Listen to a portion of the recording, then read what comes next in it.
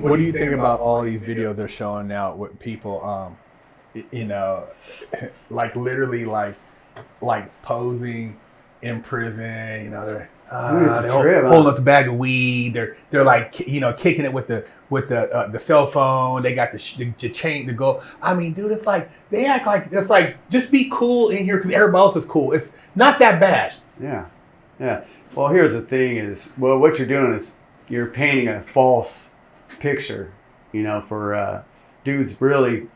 You know, it's not going to be that bad when I go there, you know. And out here, they're just hitting licks or doing whatever, you know, thinking or knowing that they're going to go in there and have it like that. Prison's watered down way, you know, it's been like that for a while. Politics have changed in there, a lot of shit, which is not bad, you know, with the politics and all that. But going in there and prisons are flooded with phones, drugs, alcohol.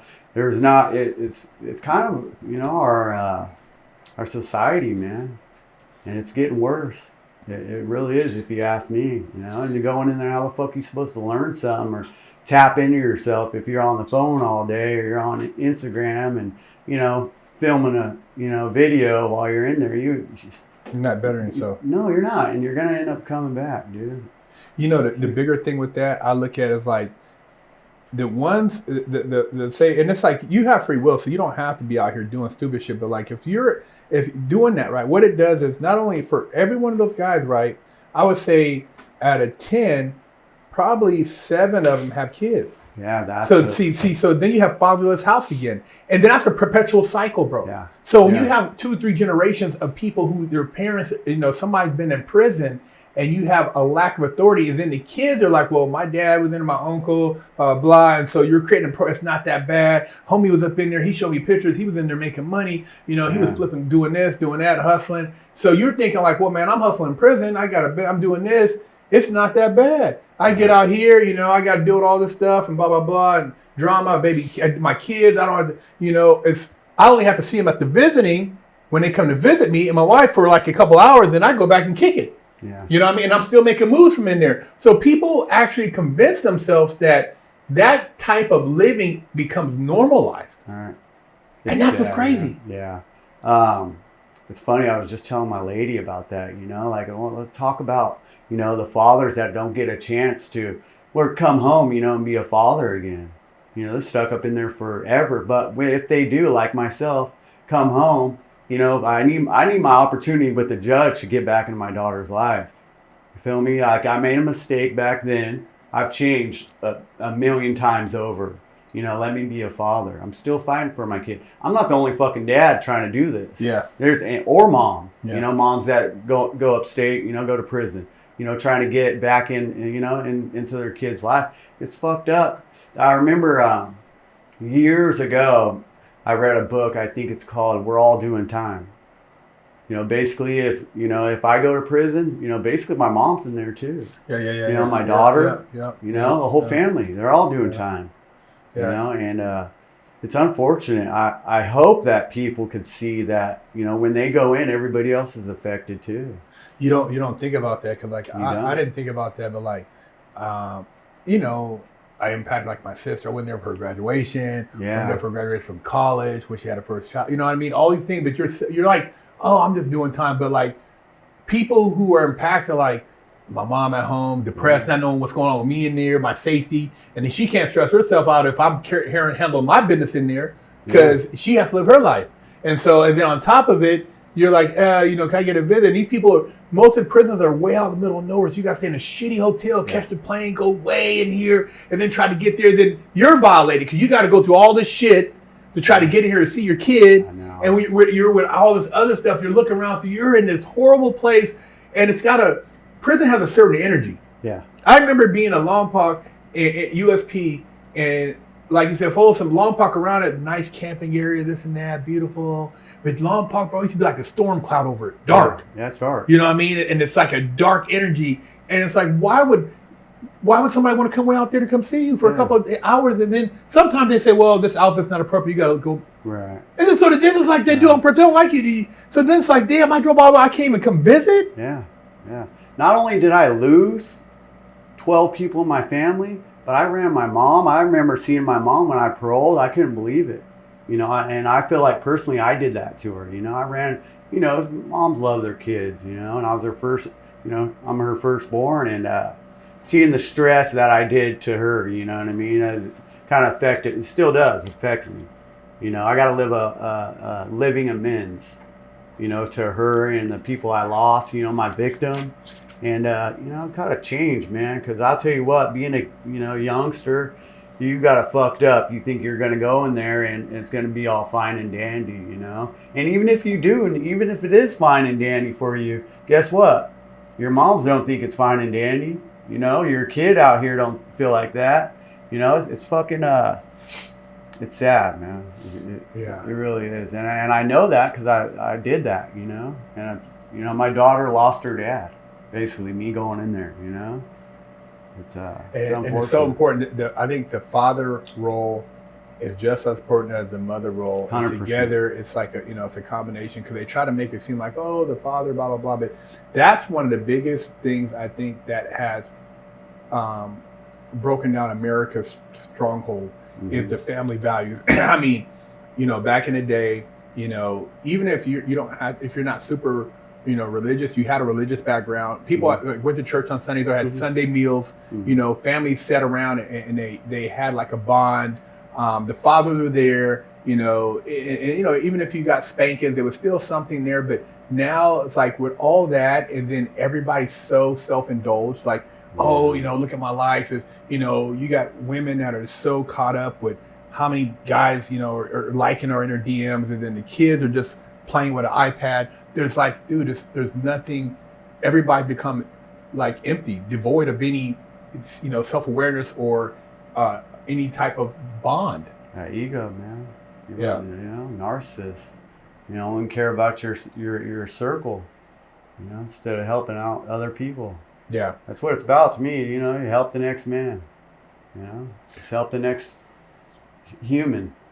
Well, I think it's so important, like you're like you said, going your circle of friends, and it's not lonely, but it's like you're more scrutinized on the people you let in. Oh yeah. Because you gotta be selective, and not everybody is on the same journey. That's why I hate when they try to like group people, like, oh, hey, all, you know, all them people or all that group of people. It's like, dude, not everybody. You can't say everybody's like that. Not everybody's racist. Not everybody's this. Not everybody's that. You know what I mean? Not everybody's cool. You know, you got some people look like they're not cool. You know what I mean? They're snakes. Yeah. So you can't group everybody, but they like to do that because it makes it easier for the narrative. Yeah.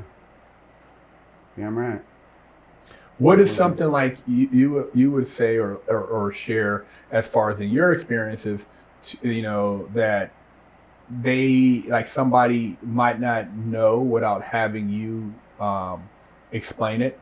Like, you know, I know you got a lot of tattoos and stuff, and in prison you get tattoos that they're symbolic. They have a meaning, where, you know, a lot of people now never been to prison, bro, and they got all these tattoos like just all over. I'm like, back in the day I knew, oh, like, dude is fresh out of San Quentin. I'm like, dude, he old Folsom. Like, I would see these OGs crazy, always wearing Lokes. Like, you know, it was serious though. Teardrop meant something, you know what I mean? And you only got that stuff like when I grew up, like serious penitentiary dudes, real biker dudes, and military. That's it. Those are the three that had it, like real, you know, they've been through some shit. But now it's like you see it, and it's just like, you know, and you can have whatever you want. I don't really care, but I'm just saying, like, you know, like you said, people interacting and you have to reserve yourself, but you've been through some shit, man. And so what would you say to somebody, like, you know, having gone through this, like, you know, the ups and downs of that, and how you look at it now? Because I look at it like, you know, I tell kids, it's okay to be called a nerd or a square, you know, and not having shot at somebody or carried a gun or robbed somebody. You don't have to have that. A rep doesn't mean shit. Right. A rep that you took care of your family and your loved ones, that's more important. But as far as the rep, oh man, you know, you're praising a dude because he just got out and he killed somebody. He killed somebody, he did this or he did that. But like, what about the person who didn't do anything? That's all right. Yeah. Yeah. And I'm given the opportunity to be a stepdad to a 10-year-old boy. You know, I don't have a boy myself. And I'll tell you what I do is I teach him everything that I was taught, you know, the opposite of what I was taught in there. Complete opposite. You know, be friends with, he's got a black little friend at school, you know. He's friends with everybody, nice as can be with everybody, loves everybody the same, you know. That's the way it should be. And the biggest thing for me is respect your family. Mm-hmm. You know, respect those around you. And it come back around. People will gravitate towards that. And with me, with being tatted, I'm thankful that everybody's getting all those other tattoos and doing all that because I fit right in. Yeah. You know, I go try to get a job and I fit right in until they start looking. You know, like, oh damn, that's different ink. Oh, are you in the military or you know, like they don't know, but it's fine. You know, I'm a different person than I was before. You know, and I'm just trying, man. Just trying to just spread love and just be different, man. It's a whole different trip than when I first came home. I was really institutionalized. Man, the way I walked and you looked at me longer than a couple seconds, I'll tell you something. I don't give a fuck now. Yeah. I don't care, bro. I care about my little circle right here, you know, and my little family. And, you know, I care about those around me. I got friends, you know, that I check up on. But I love what you said about, you know, about taking care of your family, you know, and that's what it is for me. Yeah. You know, because when you go in there, listen, man, your homies ain't taking care of you in there. I'd be very surprised. You know, those dudes you're running with on the streets, your gang and all that, they're really, I guarantee you they're not. I know they're not, you know, because they didn't for me either. Straight up. The dude that I stalked a dude for and ended up killing him, ended up telling on me, you know? And I mean, come on, man. It's a cold world, man. Well, it's just like when I see those guys, I said they were able to get three or four stolen cars, 15 people to run inside a mall with hammers, bro. It's crazy. I mean, inside a mall with hammers, broad daylight with cameras everywhere, but you can get that many people to put in $300 to buy a little stand and make a business. There you go. You know what I mean? Like you couldn't even get those many people to go play a game of football, but you guys all went in here and stole all this shit and ran through the mall. And if one person, you know, everybody's going, they're all going to go down eventually. Yeah. 15 people, man? Yeah.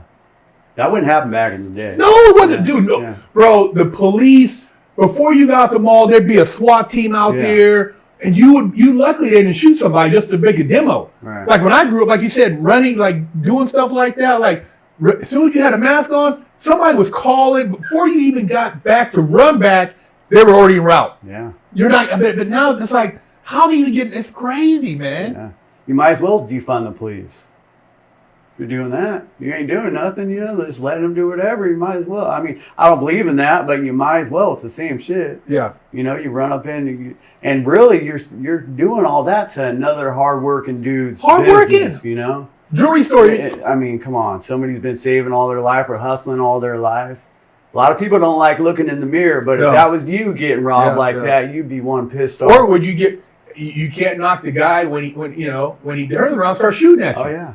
Because like he's defending, this is his life savings. It's him, and this is retirement. He's leaving it to his kids. So people don't look at both sides, and you know people sometimes say, "Oh, you're a hypocrite." Man, look, I did my time, but if something would have happened, I would have had to live with that. It's like now that I know, I'm telling you from perspective, so you don't do it, but there's accountability. Yeah. There's accountability, man. You can't think that it's not like you said.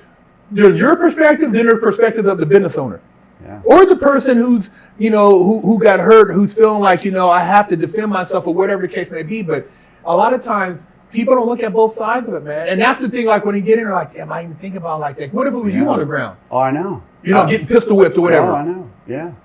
Well, I put myself in my victim. His name was Jody, but I think about that, what if it was my mom losing her son, my dad, I know. And I think that's the, I'm thankful for that, because I do have compassion and empathy for other people. Because that's why I'm not out there victimizing people, or I'm not out there robbing. Yeah. I'm trying, dude. I'm trying my best to just be a good person in a bad world. Yeah. And that's a battle on its own right there. No, I mean, especially the way it's glorified now, and people make it cool to like, yeah, man, I'm gonna do this, I'm gonna do that, and it's like, back in the day, there was no talking. Yeah. Nobody talked about nothing, bro. Yeah. If you seen a dude and you seen him at the mall or seen him over at a gas station, it was on. It wasn't no.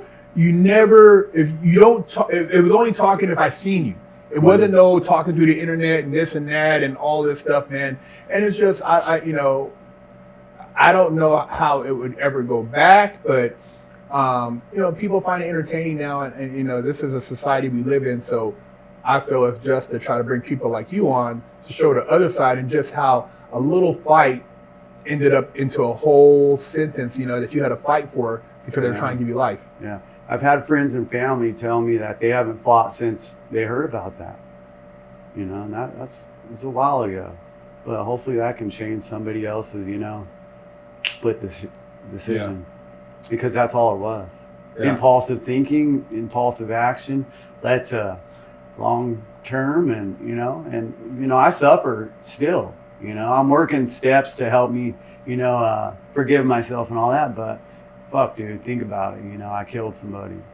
You know, my actions, immature actions, led to somebody's passing away, somebody's family hurting forever. Every you know, anytime. And that's a cool thing to live with. I don't give a fuck what anybody thinks, how anybody feels. If you got a heart and you feel what I feel, you would change too. You know? And a good point you just brought up is like, you know, a young person, you think you're what they call it, full of liquor and whatever. Yeah. You know, but when you get older, like you said, you're thinking like you're sitting in prayer like, damn, man, was that really, you know, and you got 20, 30, 40, you sitting there and you're 30 years older now trying to figure like, man, I learned my lesson and was that really worth it? Fuck no. You know what I mean? You start thinking about it, man. You know, especially these kids who are just randomly just shooting, just doing stupid shit, man. Yeah. You know, so that's what I try to put out, man. And it's like, you think differently when you're young, and you know, of course, youth, you have all this action and just, you know, you have youth on your side. But when you think about like long term, is this what you want to be known for? Or is this something that you are gonna look back on and be like, wow, you know, that was cool? Yeah, see, that's the thing now. I think about that, and I was given a second chance at life. Yeah, you know? I'm not gonna piss on it. No. You know, I'm just trying my best, you know, and things weren't perfect even after I came home. You know, I recognize I got a second chance later on after I came home. You know, just sitting there like, fuck, dude, I could still be in there today. I could still be in there 20 years, 30, 40 years from now, whenever. And I know a lot of people that have the same case as mine. How the fuck's that? Yeah. You know, I mean, you just gotta, I guess, really just walk in amends every day, man, waking up with gratitude. What's a bigger calling?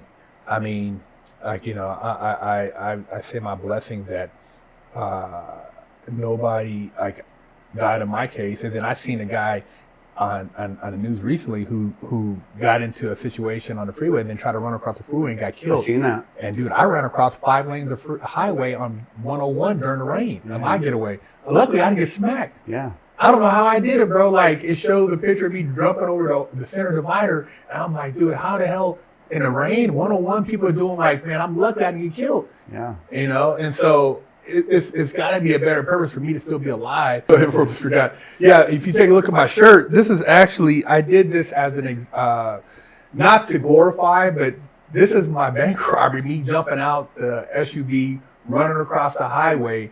And when I seen that guy get killed on Fox, I get smacked. I'm like, damn, dude, how did I make it across the highway like that, man?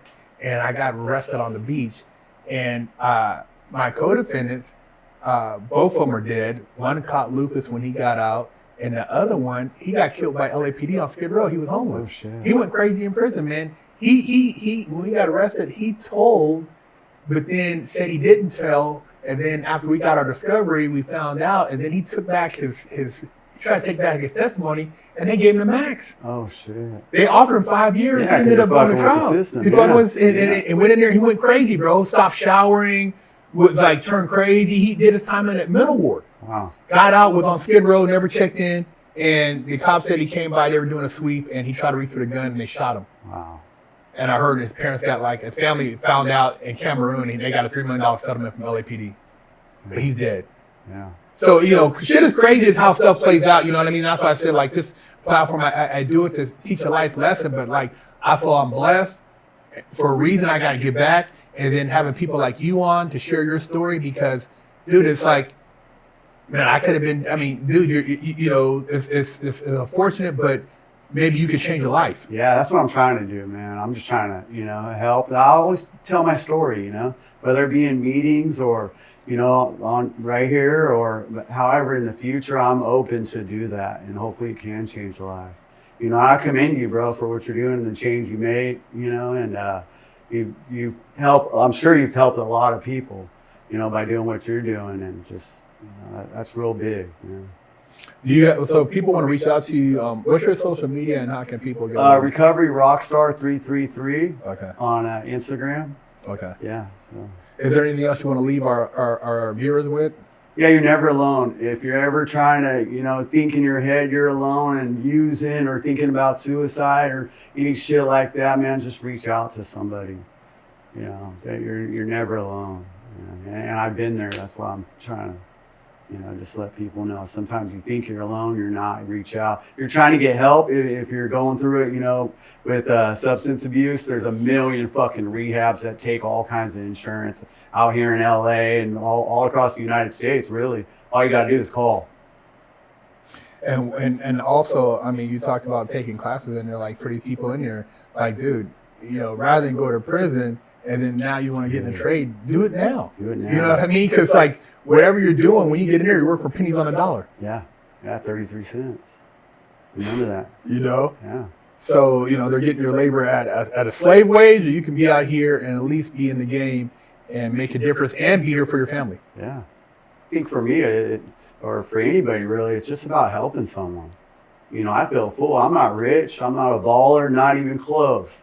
But I feel rich when I'm helping someone. And you have your freedom. Yeah, that's it. You know what I mean? You can help. You're there with your stepson, Yeah. and you're able to build these relationships. So you don't have somebody telling you who you can and can't talk to. Can't piss on God's second chance. Yeah. That's the thing, you know, just spit on it, you know. I mean, I'm not too sure what I have in store, how long I'm going to be here, but as long as I'm sober and clean and filled with love and just trying to help somebody, you know, it's good. Well, I appreciate you coming on, man. Thank you. And you guys make sure you hit that like, that subscribe button, and reach out to my man on social media. Big Kirk 916, fresh out.